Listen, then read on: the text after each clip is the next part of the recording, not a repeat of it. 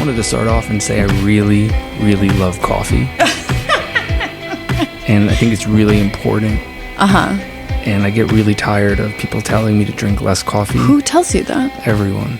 Like, name my mom, one person. my sisters, my cousins, my friends. I drink too much coffee.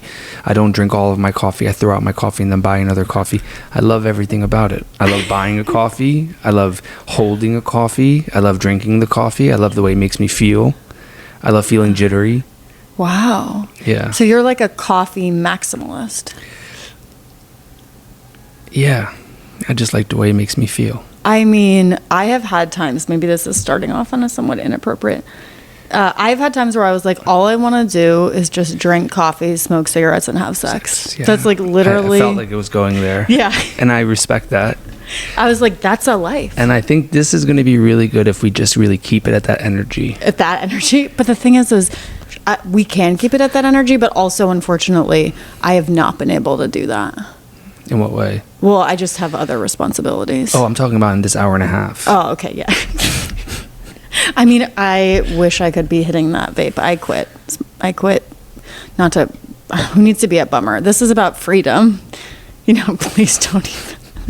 Already trying to tempt me. No, it was an act of spite, actually, that got me to quit. I don't think I've told this story. A friend of mine's husband, I was at a party and I was like bogarting his vape, and then I was like, oh, I'm gonna quit, and he was like, you quit? He's like, you'll never quit. And I was like, watch out, ho. yeah, exactly. I was like, thank you for this freedom. What's his name? I really shouldn't say his name, but he knows who he is. Actually, his wife then told me that he was just like really drunk and being really confrontational with me. He's always really drunk, that one. Well, enough that he would be saucy with me. I hate him. Yeah, well, I think he's usually very polite, but you know what? He solved my problem for me, so I'm grateful for that. I should introduce the show. Hi, my name is Francesca. This is Critical Babe Theory, and today my guest is Shervin Nassi. He's a director of feature films. His first feature film, Only Good Feeling, is coming out forthright. I saw it. It is really fun and really touching. It is like a New York, would you call it like a New York friend story? It's not like a love story. It's like a New York friend heartbreak story. Yeah, perfect. Yeah. That's perfect. And I sort of feel like that's a great genre that I love, that there's not quite enough of, like the way that our friends destroy us and break our hearts. Yeah, and having too much expectations of people, and then what that looks like, and how we could become enmeshed with people when we don't want to deal with our own lives and then blame them for it. Whoa. Enmeshed with people. What do you mean when you say enmeshed? What does that mean to you? Like, nobody could take over your life without you letting them. Yeah. So I really don't think there's any victims. I have heard this phrase, and this will drive people crazy. There are no victims, only volunteers. Yeah. Yeah. And I wanted to highlight that. Like, even though somebody could be way more aggressive and be the domineering one, someone has to be willing to be hypnotized by that. Totally. It's like you can't get hypnotized unless you want to be hypnotized. Well, it's funny because I was just watching Sleeping Beauty with my kids, and they like don't understand. Have you seen it in a while? Not since I was like 12. So like there's this part where Princess Aurora comes back to the castle, and this like little green thing floats in front of her, and she like falls up the stairs, and then this voice is like, touch the spindle, you know.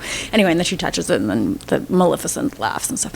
And my kids also, I should say, like my kids are always like, you're just like Maleficent, you know. And I'm like, oh my God, this is horrifying. But anyway, my kids can't understand hypnosis. I tried to explain hypnosis to a 4-year-old and a 6-year-old. Can we talk about hypnosis for a second? Yeah, for sure. Okay, because I want to talk about Dune. Yes. Okay. Yeah.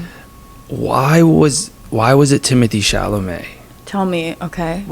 Like, I have a really big gripe with this. Like, when he was in that film with the Rose, whatever the other film, one of the first films he was really in. Call Me By Your Name? No, I love Call Me By Your Name. Chloe Sevigny's film. Lady Bird. Oh, Lady Bird. Okay. Yeah. Was that Chloe? No, it was Sorry, that frickin'. Actually, I have her phone number in my phone. Okay. Greta Gerwig. Greta Gerwig. Yeah. Okay. That's him. he's not a superhero. He's not like a man. He's not like this and that's fine. You know, he was in Bones and all, and he was like eating people. That was fine. That was fire. You know, he's not doing like when he's hypnotizing people with his strong voice. It killed me. Right. Because that's such a cool element to a film, like that your voice can kind of tap into people's unconscious, and like that's what makes Dune to me like next level. That's psychology of it. And it's like, why do they have to cast him? Like, why does he have to represent that masculinity? Or strength in general? He's not that. It's funny, I just saw a post after, because he was like so openly into the Knicks. I saw this post being like a picture of him like freaking out and being like, and he was wearing some insane outfit, some like jeans from the 90s, and it was, or the early 2000s, and it said like, everybody's wrong about who he is. He's just like a wigger who loves like coke and cheap bitches or something. And I was like, oh, yeah, okay. Which is like, that's like everybody. It takes all kinds. Yeah, well, and I'm okay with him being a diehard Knicks fan. He's a diehard Knicks fan. Yeah. If I had what he had, I would do exactly what he would be doing. You mean you'd be sitting courtside and sitting stuff? courtside with Kendall Jenner and doing cocaine. You would date Kendall Jenner. Oh wait, he's dating Kylie. No, Kylie. Yes, he's with Kylie. He's with Kylie. Would you date Kylie or would you date Kendall? I think more Kendall. Yeah. Natural. Yeah, I think she's also probably like holds a better conversation. Interesting. I heard. Tell me. That what's the scoop? I heard that of the two of them, between Kylie and Timothée, that she's the real intellect, which I thought was saying a lot. I'm actually a big Kardashian fan. Tell me. They're all really smart. Yeah. And to be that unified as a unit within the sisters and the moms, it's so challenging as people like. It's challenging for people that are just regular families to stay close. Yeah. You know, to bring all that money, the wealth, the fame, for them to just stay super aligned. You never hear like backstab. Like if they're stabbing each other, it's very like out in the open, and they're working through it. Yeah. So I think their whole thing is kind of amazing. Is it because they're immigrants that they're able to do that? I kind of feel like it is. I feel like the longer you've been in the new country, the less the kind of like filial piety and the family solidarity is able to maintain. Yeah, I think the idea of family structure is very traditional. Yeah. And like I come from a Persian family that, you know, a lot of my friends don't have those values. Right. That, I definitely think so. You know, I agree with that. Yeah, I also, this is another, just to get into another controversy. Remember how like 8 years ago, everyone was always talking about how the Kardashians were like pretending, they were like white chicks pretending to be black. Do you remember that? Yeah. I feel like that discourse doesn't exist anymore. That what? That discourse, like that conversation online is kind of gone. Kim got her ass removed. Oh, she did? Yeah, it's not the same ass that she had when she was with Kanye. So I think once they deflated the ass, she's, you know... she re-entered the white person conversation. Wow. Yeah. And what are they, Armenian? They're Armenian. Are Armenian people white people? I think that's Middle Eastern, right? I mean, it's actually, there's a whole play about it called it's not called Keeping Up by Talene Monahan. Anyway, it's actually really good. The whole question of the play is like, are Armenian people white people or not? And so I think they don't really have an answer. Are Persian people white people? I remember in college, some history professor or like ethnographer saying that like Persian people are white people, but I don't know why he said that. They're not Arab. It's like a completely... They're not? No. Really? I always thought I was Arab. I feel like we now have to get an answer to this question. Yeah. I think who should we ask? I don't know. Who would know? I mean, it depends on whose answer do you care about. Do you care about a Columbia history professor's answer? Do you care about your mom's answer? Do you want to know the crazy thing? Yeah. I don't really care about the answer at all. I think it's so interesting, like how it's actually just not important to me. I understand how it could be important to other people. Yeah. But it doesn't matter if I'm seen as brown. Not even like in like a... I don't care. It has to do with language. That's what it is. It has to do with Farsi is a different family of languages, if memory serves, which with my memory I is like the way you suspect. say Farsi. It sounds so like sexy. Does it? Yeah. How do you say it? Farsi. No, Oh. but you said it like. Well, like, the only Farsi. reason that my cousin worked for this, I guess I probably shouldn't say this. I don't think you'd get mad. My cousin worked in like intelligence and was like spoke Farsi. Anyway, whatever. for America? Yeah. You probably shouldn't say that. Yeah. Yeah, maybe that's a good point. Okay, we'll leave it at that. But that's my only exposure. Mm-hmm. But I don't know. Have you been there? No. Your family has not returned since They the have fall not, of the since the fall, yes. of the Shah. Yes. Because what would happen, I'm Jewish, so what would happen is I could probably go and everything would be fine. But I could go and then they can hold me on some trivial... For vaping. For vaping or for anything, Right. you know, Right. watching porn, you know. While you're there or just in general? I don't know, while I'm there, Yeah. anything. They can just, they could find a reason. I would imagine there's a big VPN situation there. Yeah, it's VPNing. Yeah. Yeah. Okay. Well, what we're here to talk about today is men. Okay. Good. I'm a guy. Yeah. So, and like, because I realized the shows we talk a lot about, I talk somewhat about dating. Anyway, everybody wants to talk about dating all the time, and it's interesting. But it's always been these chicks. And I realized we were lacking a male perspective. Why did you do that? Because the bitches want to talk about dating. They want to talk about it. More, I think. Honestly, when I talk to a lot of girls about dating, like, and then I talk to my guy friends about dating, they both feel the same exact way. Really? Yeah. Which is what? Which is that the other side feels way too entitled and they think that they're better than they are. Wow. Yeah, like, I'm not going to put up with that. It's like, well, that's why you're 40 and single. Yeah. I have a theory. Talk to yes. The theory is that men who are past the age of 40 with no marriages or children behind them have gone terminal and are hopeless and cannot be dated. I disagree with that. Okay, great. I strongly disagree with that. Okay, tell I me. think between 35 and 40, and I'm 37, and I think I'm single.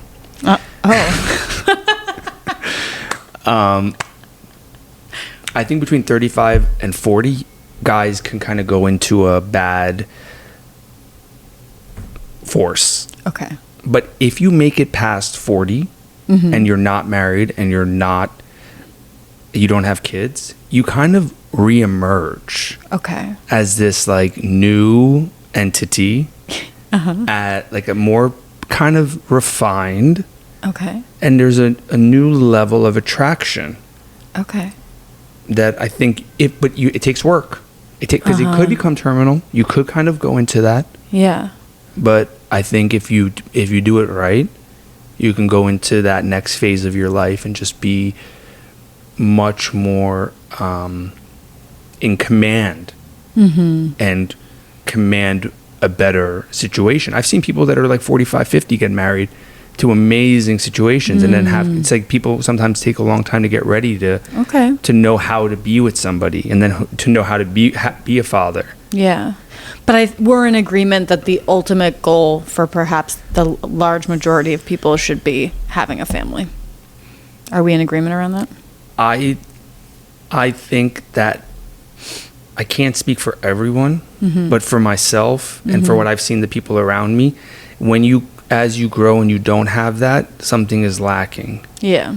And I think it is really important to give to the child that creates this new level of unselfishness. I don't have a kid, and I feel it. I really feel it. I do. You have kids. I've seen a huge difference in you. Really? Oh my God, yes. Wow. Yeah, you're like way more grounded. You're more there. You're in more of a command. You know, I've known you for like 15 years. Yeah. Yeah, it also comes with time, but from when you had kids to before, I definitely seen you're just much stronger. Huh. Yeah. Thank you. Yeah.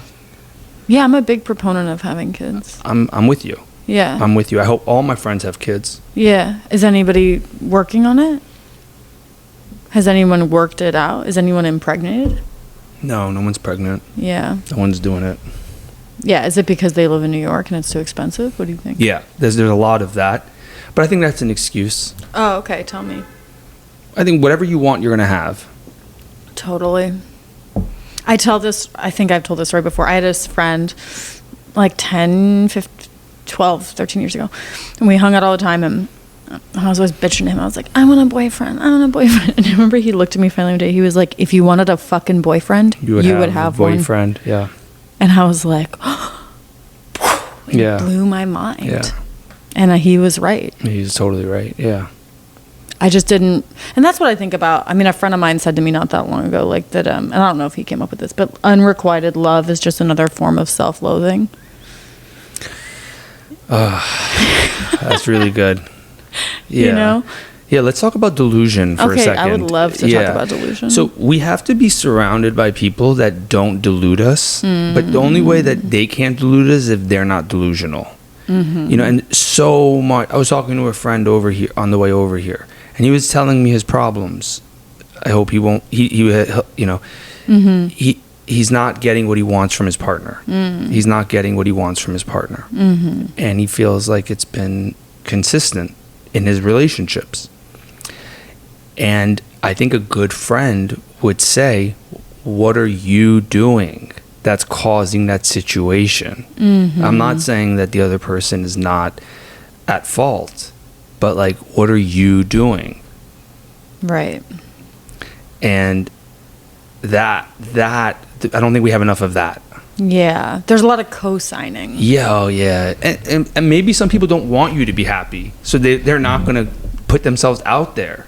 I think it's a little bit of like the go girl, that's right, yeah. Like kind of like God. Victim cheering. Yes, that's good. Yes. Do you know what I mean? It's like, you were wronged. That does suck. Everybody's shit. You know who's victims? Yeah. Children Totally. can be victims. Totally. You know, I had some victimization as a child. I don't know if you have. Sure. Children are victims. Once you enter your conscious mind develops to a place where you're self-supporting, you're no longer a victim. And like we like, as a, you know, when I have children, God willing, that will be one of the strongest messages. Because I used to feel that way, like, oh, this is happening to me, this isn't fair, if only this was happening, if only if it was like this.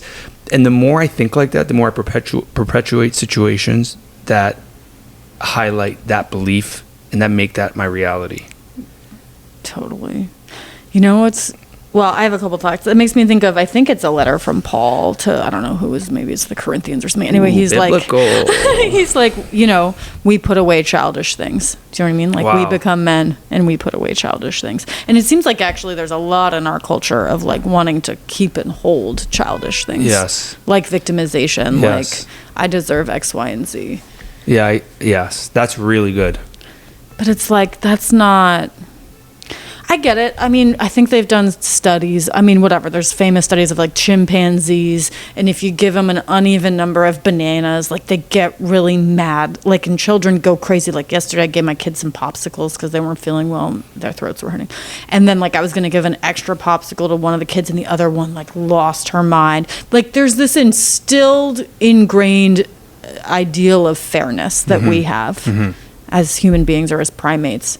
But but there's got to be some kind of balance with entitlement, which is sort of what you were talking about before with like the gender stuff, where like men, you know, the men, you know, are like these bitches, or not, that's my language, not yours. The men are like, these women are so entitled, the women are like, these men, you know what I mean? Yeah. And it's like at a little bit of a standstill. Yeah.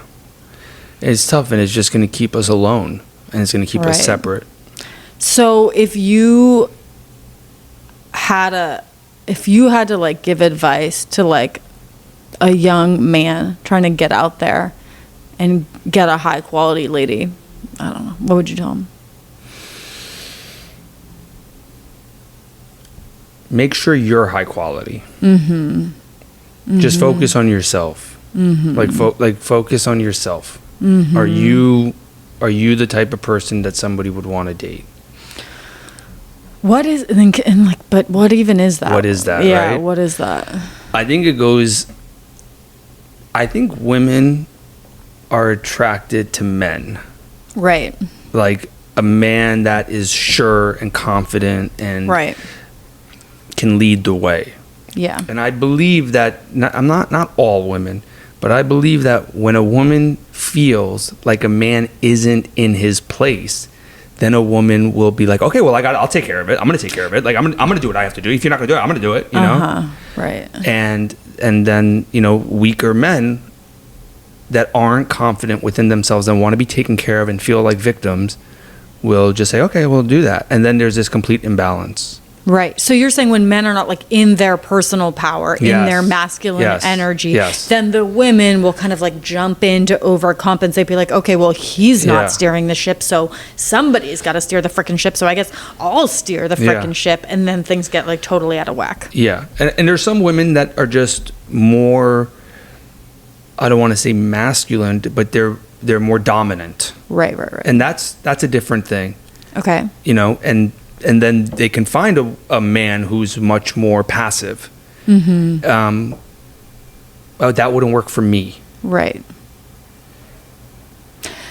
I guess that's, I have so many things I could say about that. What do you think about that? Well, I guess do you want a man who is in himself and who could lead the way? Yeah, as is said in Todd Hayes' last film, May December, I think towards the very end, Julianne Moore's character says, like, insecure people are very, very dangerous. That is so good. But it's true. The lower self-esteem, the more chance they have to destroy your life. That is 100% the lower my self-esteem, experience. The more they're going to gossip about you, the more they're going to hate your success, the more they're going to try to unconsciously or consciously tear you down. Low self-esteem people are very, very dangerous. And you have to be aware. Yeah. And that was a mistake I've made previously in my life. So I guess, I have been told, it's hard for me to separate like the propaganda from the reality, but I'm constantly being told that I like run a lot of male energy or something. So I'm not asking you to comment on that, but like my relationship to it is like a little more personal because people I feel like are always telling me I come from a long line of women who are like very strong, but also it's been brought to my attention this may just be an ethnic issue because I'm Polish and I've like spoken to other friends who are European who've like married Poles and stuff, like, and Polish women are notorious for being a certain kind of way, which is like dominant and tortured and blah blah blah, all these characteristics. So in some ways I'm just like, oh, it's just in the bloodline, there's nothing I can do. But so I definitely think about, I think I'm gonna say something my mom told me, rest in peace Gloria. She said this thing to me, and she was like, my mom was like a career woman in the 80s and ran her own company and had employees, and her marriage with my dad fell apart pretty soon after it happened. And I remember her saying to me, she was like, I love sex, but I just can't be with a man. She said that to you? How old were you? I don't know, probably too young. That's really inappropriate. Yeah? That's what that rings. That is really okay. That's so inappropriate. That's like so bad. Really? For a mother, especially if you're like, that gives me like, makes me uncomfortable. Like, really? Yeah. A mom talking to you about like, I don't know. You don't think so? Well, I grew up an only child in like really an intense relationship with my parents. There has to be a boundary between. But totally. Sorry. But the point of that was like I got this vision of my mom being like wanting this thing, wanting companionship, but like somehow being unable to make that work. And I felt a lot of like compassion for her. Yeah. And I guess I was sort of aware of like, oh, right, there's ways, and this is true for men as well. It's not a one-way street, but like there are ways in which we can fashion ourselves and our strength in the world that does not allow space for others, especially like others in a romantic way. Yeah. So I've been tried to be aware of like, okay, so in some ways I have like a strong or a dominant personality, but like where can that not play out in my romantic relationships. Like, where can I, because for me, and to get like really kind of woo woo about it, like I can run male energy. Like, and what I mean by that, for those who are like not as woo woo, like I like used to sleep in a truck with a Bowie knife under my pillow. Like, I can be like hard energy. Like, I can do that, but I don't really like it. It's not relaxing for me. It's not like, it's not nourishing and like it doesn't feel like yummy. natural. Yeah, it just, I mean, it feels, it's like a performance. It's fun. Sometimes I can kind of get off on it because I'm like, Yeah. you know, but it's not, it doesn't feel like. So what does feel like that? To go into more feminine energy. Okay. So for me, and like, That's just you. that's my experience. But it's like, but there are ways that even when I'm in feminine energy, I can still be like, I still have a strong personality. But And I want to say, I'm not saying that women shouldn't have strong personality. That's not what I'm saying. Yeah. But I do think that what I've noticed with women, and what I've noticed, you know, in my relationships, is this thing that pains me a lot, and I see it a lot in public, on the street, in New York City, is I see these women being so demeaning and so bossy to the men they're with. And you know who I blame for that? The men. Really? Okay. 100%. Okay, tell me why. I feel like people, or you know, I feel like if a woman will test what you're okay with in a relationship, and immediately, like I was texting this one girl, and she was like, "What's up, queen?" What? And I was like, "I'm not queen. Don't call me queen." Like, you have to set that. Yeah. You know, like, no, that's not. Yeah. What? You know, I'm not queen. Yeah. And I like this person. Yeah. You know, but no, I still have to be like. And then like a few weeks later, she tried it again, and I was like, "Don't call me queen." And then she gave it a thumbs down, and I said, and I gave it a thumbs up. So if a woman knows that she can do that, you know, she's gonna do it. Like, not because she's bad. It's just like, you know, a man has to stand up for what's appropriate. So if a guy's letting someone treat him like that, the same thing could be said of a woman. Like a woman who's being talked down to. Right. A woman should know that's not okay. Yeah. You have to take, like, you know, yes, that guy sucks for talking down to you, and yes, the woman sucks for being demeaning. But at the end of the day, you should not allow that. Yeah. I guess I'm like, maybe I have too much sympathy, or I have a lot of sympathy for men, because when I see that behavior, especially, like, I saw this one time on the subway a couple of months ago. This chick, literally, they came on the subway, her and her boyfriend, and she was like, "Oh, sit there." She like literally told him where to sit. Because he wants to be told where to sit. Okay. And he wants to be told where to sit. Yikes. Yes, yikes. For me, yikes. Totally.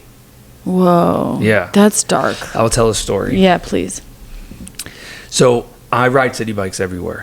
So there's this row of city bikes on 17th and Broadway, and there's only one spot available. Okay, so one spot is available, but then one spot's available inside, but you can't put the inside one in first until, like, whatever, one of the, whatever. So one spot. This woman is taking a bike out, so I'll be able to put a bike in. So I'm just standing there, and she's taking her time, but I'm like, whatever. She looks over to me like, I'm like, are you taking a bike out? Just like that. Yeah. And she took it as if I was telling her to hurry up. Yeah. She was like, calm the fuck down. And I was like, oh no. Like, I was like, yo, just hurry up. Like, I'm not trying to get into this with you. This guy runs over, similar to probably the guy who likes to be told to sit down. He goes, don't talk to her like that. Don't talk to her like that. And I was like, this guy sucks. You know, and and I have in the past can get into it with these people. Yeah. He went, I said something nasty to her on the way out, and then that was that. Yeah. But it's that guy, you know? It's like he has no idea what's going on. Right. But he, like, maybe if I do this, like, this woman will notice me, and then I can, you know, and then... So he's like a gender traitor. He's just a cuck. Okay. And what's your definition of a cuck? a guy who wants to be told where to sit. Yeah. Yeah. Have you ever seen a successful relationship between a man and a woman where there's like a cucked out dynamic? That's a really good question. I couldn't be close to anybody who is like that. Oh, as a friend. Yeah. Okay. Yeah. So it's really uncomfortable. Why is it uncomfortable? Well, seeing a guy being emasculated like that is just not... I don't know if I can get deeper into the psychology of that, but it's just, it doesn't feel right. Yeah. And it feels like he's giving his autonomy away for a sense of security from a woman. Right. And I don't think anybody can fill that role for you. So, yeah. except for God. Yeah, totally.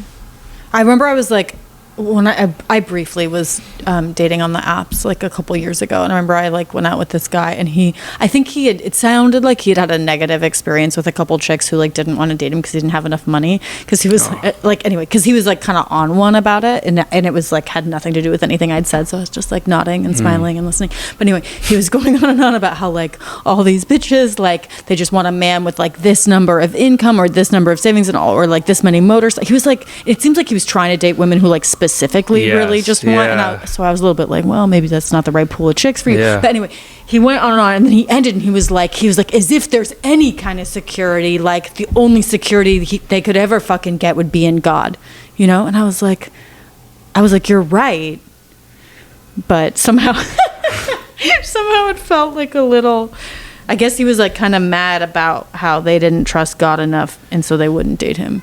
And you're kind of sensing like, hey, bro, do you trust God? Yeah, because like if you trusted God, then maybe you'd be looking at different bitches. But God bless. He was interesting. And you wouldn't be projecting all of that and talking about all of that. Yeah, he wasn't even, you know when people are like talking past you? They're never really talking to you? Yeah, that just sucks. Like, well, it's just kind of like, it's like, it's interesting. Do you know what I mean? It's just, it's not boring like a conversation. See, I feel like I love that stuff because I was. You like when people talk past you? Well, because everything's, this is a little like everybody's a character study. Do you know what I mean? As a writer.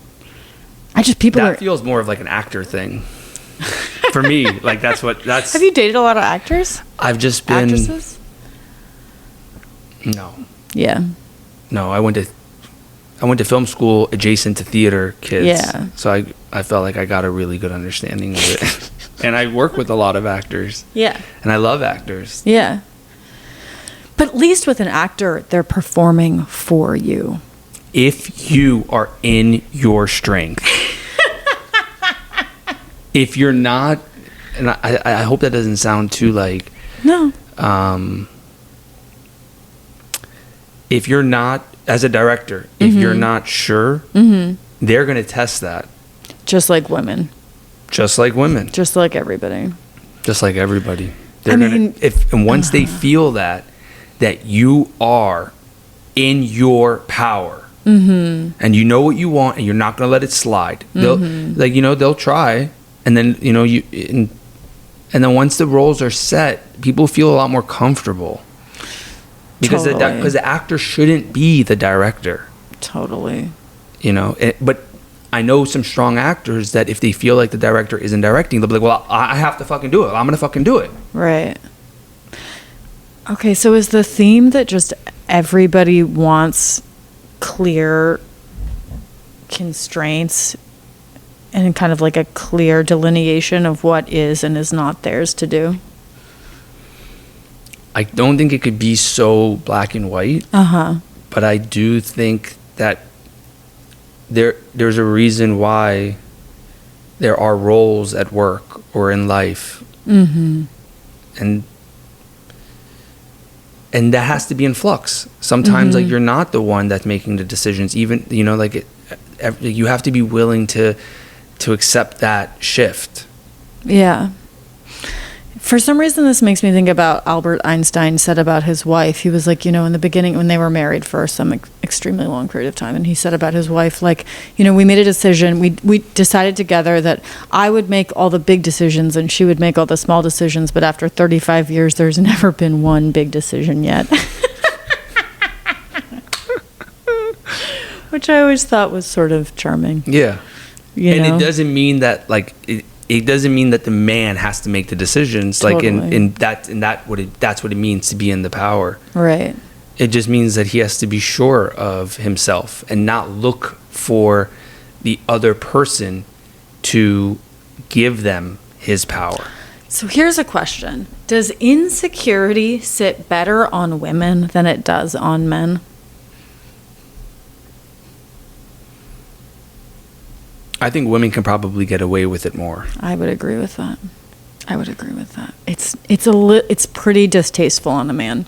Yeah, and neediness in a man is kind of, and men are needy, you know, but it's really yucky, you know, and you know, women have something that men don't, in a way, where they have this, you know, beauty. I know, desirability. Yeah. I remember there's this. Men are it's just different. It's you know? different. It's totally. I remember I read this when I was at Cal, when I was at UC Berkeley. So I went to school for college for 1 year after I graduated high school, and there was this class called femsex, which was like really hard to get into, and but it was not taught by a professor. It was taught by these like these like older students who were like also selling sex toys. It's sort of like Tucker Carlson's worst nightmare.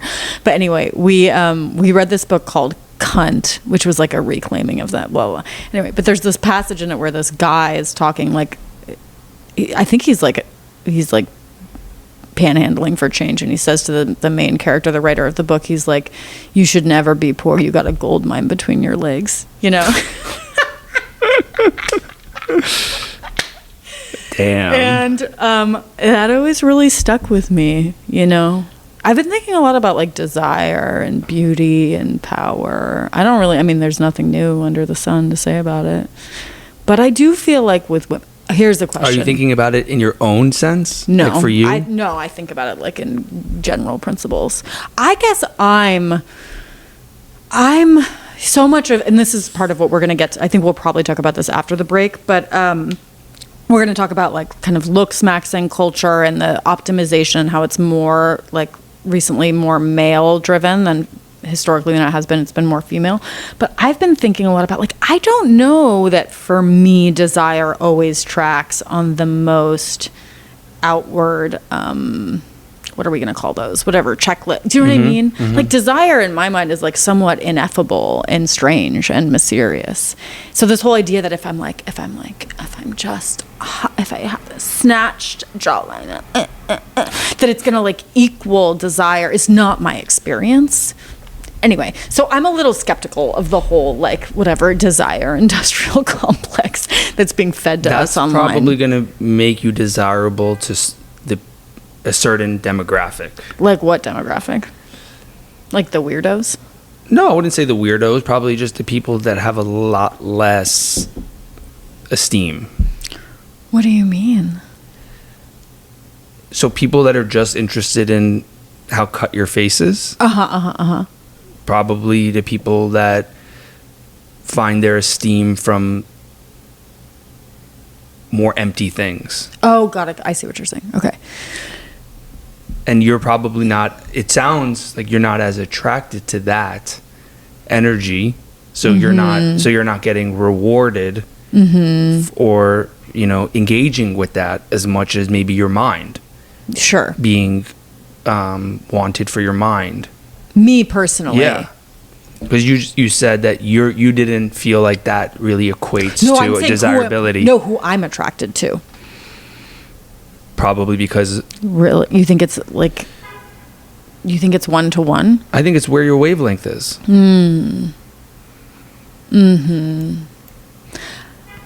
I want to be attractive for myself, but I also want to be attractive because I feel like life is easier.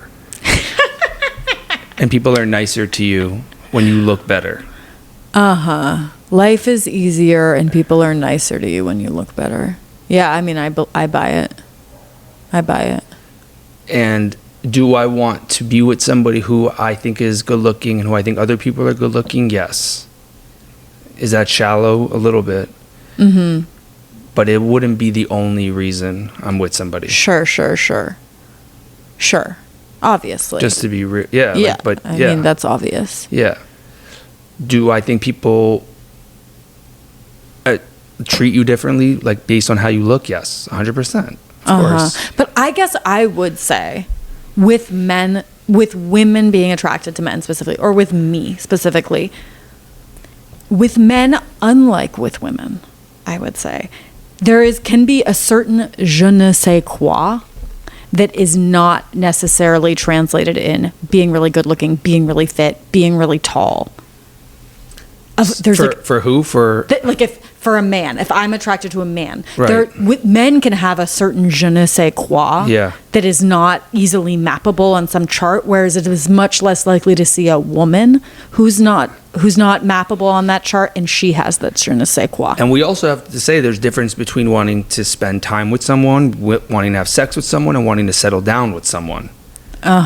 So there's different desirable things that, a lot of girls probably love that with somebody that they can just, but to settle down, there might be something different that they want. I guess I don't relate to that line of thinking, but it sounds reasonable. I feel like I'm not. You're not looking at the money and the. I guess I'm just like, I don't, for me, I wouldn't be like, oh, this person I could see on this track, this person on that track. I'm sort of like, I'm always kind of agnostic. Maybe you're an enigma like that. for Persian people. Yeah. Tell me. Yes. For Persian people, for Persian women. Yeah. That's very important. Okay. Money and how they look. And that how they look or how the man looks? Both. Okay. But yeah, I think most importantly for Persian women, what's important is that they have money, they're ambitious, and they come from a good family, meaning they have education, and the family has money. Okay. Do you mostly date Persian women? No. Oh, on principle? Or just it happens that way? No. I've dated one serious Persian relationship. It was probably the worst one. Oh, wow. For me. Because in my mind, I have some fantasy. I'm like, oh, if I could just date a Pole, like a Polish man, then maybe everything would make sense. Why? Because I was out. It's so crazy because when you were saying your strength and how and how the fight or flight type of performance type thing, I was thinking like Polish men are really strong. Well, that's not what I've heard from so that would be different information than I've received. And this is not firsthand because I have not spent time in Poland. I don't know very many Polish men. So this is only going off of what I've been told, that actually Polish men are somewhat like retiring and sort of like a little more submissive. Submissive? Now this could be wrong. We're talking in a lot of absolutes, and that's and this is just information I got that made a big impact on me, that this person who told me this information could be wrong, but that actually there is this very symbiotic relationship between strong, tortured Polish women and like quiet, retiring Polish men. Because I think a man could be quiet and still be very strong. 100%. 100%. It's it's a conundrum, but I have had that fantasy. The if I just go back with my people fantasy. In that fantasy, is that man submissive? No, I'm just no. In that fantasy, it's just like, oh, if I went to Poland, it would all just be really simple. Whatever that fantasy is, which is always like, if I have another coffee, if I got more money, if I did this, it's like that would solve my problems. It's the same. No, I'm just interested in the legs of it. Yeah, that's just. I mean, it has nothing to do with reality. But I was like, oh, we have like 10 more good minutes. Oh, really? Okay, we have to take a break. Well, we have to take a break, but I just want to say one thing before that. Like, you know how people say, I remember this friend said to me years ago, he was like, as soon as a friend meets somebody and they've been dating a couple months and they're like, when they say to me like, you know what, it's easy. He's like, I know they're going to get married. He's like, as soon as I hear that, I know they're going to get married. And I've just never quite had that experience with anybody. Me neither. Okay, so maybe it's just a personality thing. So in my mind, I'm like, oh, if I go to Poland, it'll just be easy, you know? I would love for it to be easy. What's wrong with us? I don't know, but maybe we should discuss it on the break. Okay. So if you want to hear the second half of this conversation, you can go to patreon.com/criticalbabetheory. This is my guest, Shervin Nassi. He's a filmmaker of Only Good Feeling, his film, which will be coming out soon. And we will be right back. Thank you.